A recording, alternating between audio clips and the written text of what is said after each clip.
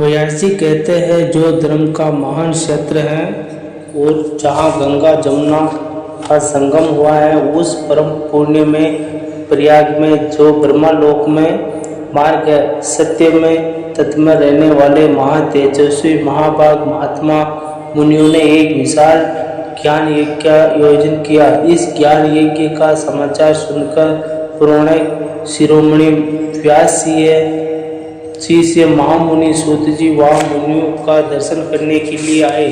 सूत जी को आते ही देख वे सब मुनि उस समय हर्ष से खिल उठे और अत्यंत प्रसन्नचित्त से होने पर उन्होंने उनका विधिवत स्वागत किया। तत्पश्चात उन प्रसन्न महात्माओं ने उनकी विधिवत स्मृति करके विनयपूर्वक हाथ जोड़कर उनसे इस प्रकार का सर्वज्ञ विद्वान रोहमणसी आपका बड़ा भारी है। इसे आपने व्यास जी के मुख से अपनी प्रसन्नता के लिए ही संपूर्ण पुराण विद्या प्राप्त की है, इसलिए आप आश्चर्य रूप कथाओं के भंडार हैं। ठीक उसी तरह जैसे रत्नाकर समुद्र बड़े बड़े सारभूत रत्नों का आगार है, तीनों लोक में भूत वर्तमान और भविष्य तथा और भी कोई वस्तु है वे आपसे ज्ञात नहीं है।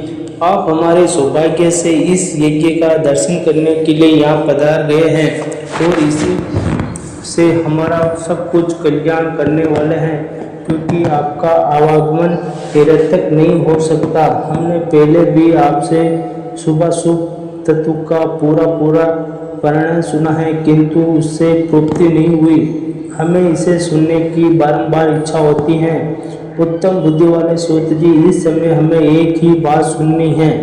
यदि आपका अनुग्रह हो तो गोपनीय होने पर भी आप इस विषय का वर्णन करें और घोर कलयुग आने पर मनुष्य पुण्य कर्म से दूर रहेंगे, दुराचार में फंस जाएंगे और सबके सब सत्य भाषण से मुंह फेर देंगे, दूसरों की निंदा में तत्पर होंगे, पराये धन को हड़प लेने की इच्छा करेंगे, उनका मन पराई स्त्रियों में आसक्त होगा तथा वे दूसरे प्राणियों की हिंसा क्या करेंगे, अपने शरीर को ही आत्मा समझेंगे, मूढ़ नास्तिक और पशु बुद्धि रखने वाले होंगे, माता पिता से द्वेष रखेंगे, ब्राह्मण लोग रूपी ग्राहक से ग्रास बन जाएंगे, वेद बेचकर जीविका चलाएंगे, धन का उपार्जन करने के लिए ही विद्या का अभ्यास करेंगे और मद से मोहित करेंगे, अपने जाति के कर्म छोड़ देंगे,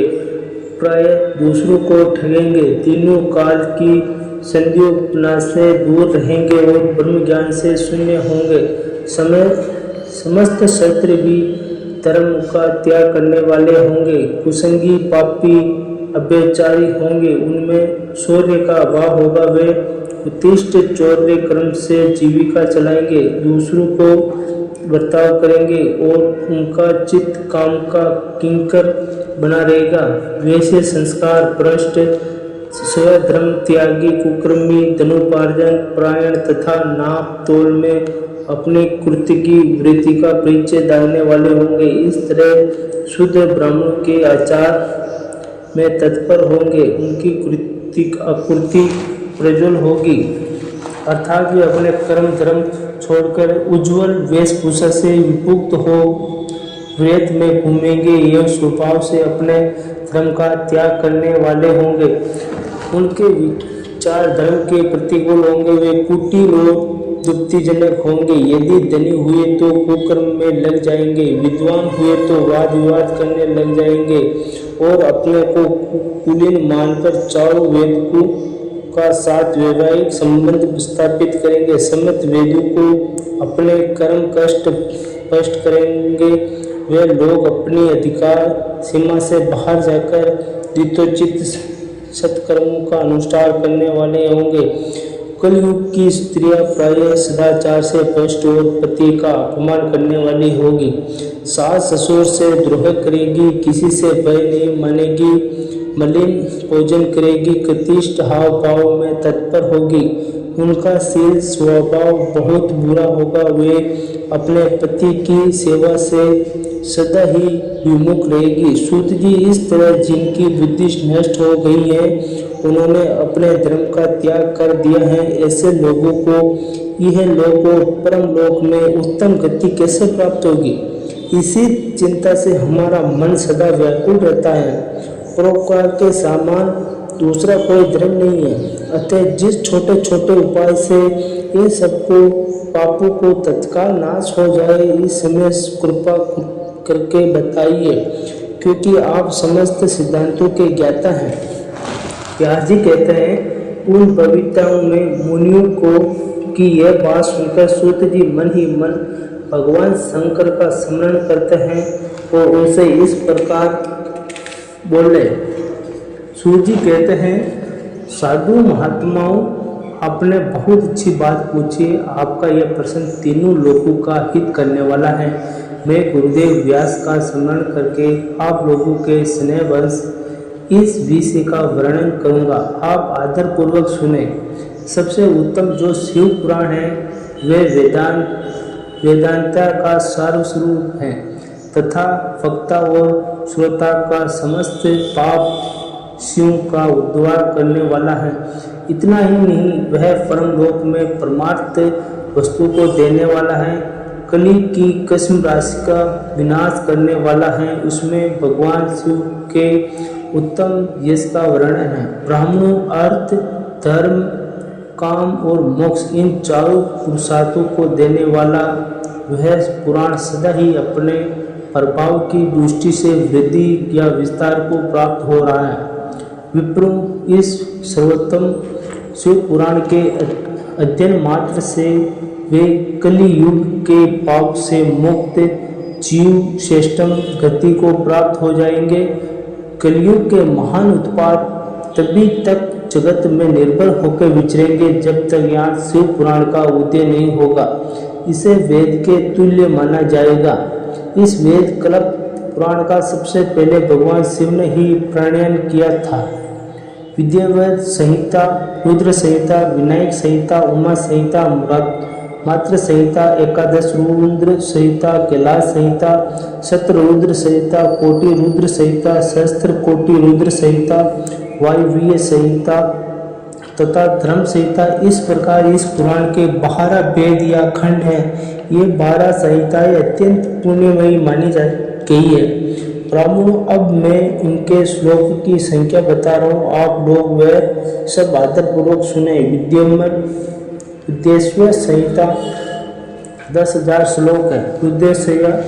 रुद्र संहिता, विनायक संहिता, उमा संहिता और मात्र संहिता, इसमें से प्रत्येक में 8,000 श्लोक हैं। ब्राह्मो, एकादश रुद्र संहिता 13,000, कैलाश में संहिता 6,000, शतरुद्र संहिता में 3,000, कोटि रुद्र संहिता में 9,000, सहस्त्र कोटि रुद्र संहिता में 11,000, वायव्य संहिता में 4,000 तथा धर्म संहिता में 12,000 श्लोक है। इस प्रकार मूल शिव की पुराण की श्लोक संख्या 1,00,000, परंतु व्यासी ने उसे 24,000 श्लोकों में सिद्ध कर दिया गया है।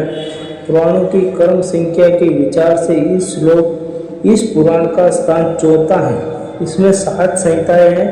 पूर्व काल में भगवान शिव ने श्लोक संख्या की दृष्टि से 100 करोड़ श्लोकों को एक ही पुराण ग्रंथ ग्रथित किया था।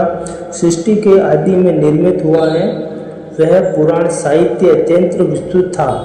फिर द्वापर आदि युगों में द्वापरियन, व्यास आदि महर्षियों ने जब पुराण का 18 भागों में विभाजन कर दिया, उस समय संपूर्ण पुराणों का क्षिप्त स्वरूप केवल 4,00,000 श्लोकों का रह गया। इस समय उन्होंने शिव पुराण का 24,000 श्लोकों में प्रतिपादन किया। यही इसके श्लोक की संख्या है।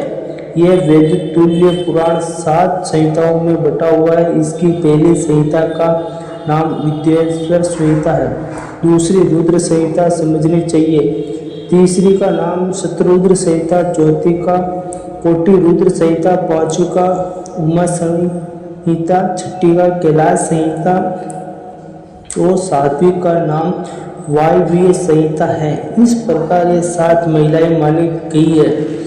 इस 7 संहिताओं से युक्त दिव्य पुराण शिव पुराण वेद के तुल्य प्रामाणिक तथा सबसे उत्कृष्ट गति प्रदान करने वाला है। यह निर्मल शिव पुराण भगवान शिव के द्वारा ही प्रतिपादित है। इसे शिव शिरोमणि भगवान व्यास ने संक्षेप से संकलित किया है। यह समस्त जीव समुदाय के लिए उपकारक, त्रिविधि तापों का नाश करने वाला, तुलना रहित एवं तत्पुरुषों को कल्याण प्रदान करने वाला है। इसमें वेदांत विज्ञानमय प्रदान तथा निष्कपट धर्म का प्रतिपादन किया गया है। ये पुराण विषय रहित एवं अंत कारण वाले विद्वान के लिए जानने की वस्तु है। इसमें श्रेष्ठ मंत्र समूह का संकलन है तथा धर्म, अर्थ और काम इस त्रिविक्रु की प्राप्ति के लिए संसाधन का भी वर्णन है। यह उत्तम समस्त पुराणों का श्रेष्ठ है। वेदांत में उसमें व्यक्ति रूप से विचलित परम वस्तु परमात्मा का इसमें गान किया गया है। जो बड़े आदर से इसे पढ़ता और सुनता है वह भगवान शिव का प्रिय होकर परम गति को प्राप्त होता है। ओम नमः शिवाय, ओम नमः शिवाय।